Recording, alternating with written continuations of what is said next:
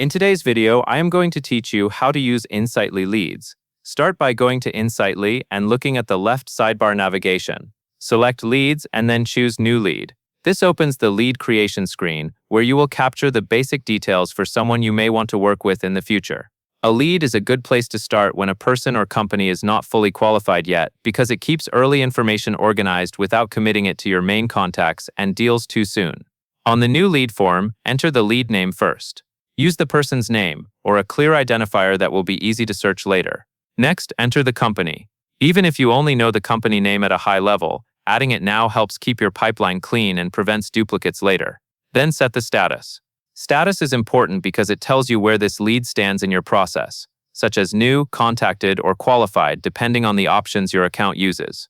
Once those three fields are filled out, click Save to create the lead. After saving, open the lead record so you can start tracking your interactions. Inside the lead, select the Activity tab. This is where you log your calls and emails related to this lead. Logging activities as you go gives you a clear history of communication, helps with follow-ups, and makes it easier for anyone else on your team to understand what has already happened. When the lead is qualified and you are ready to move it forward, go to the top right of the lead record and click Convert.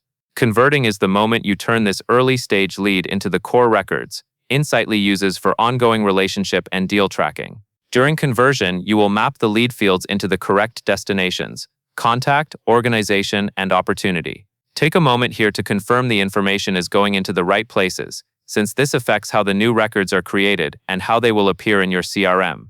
When everything looks correct, click Convert Lead to finish.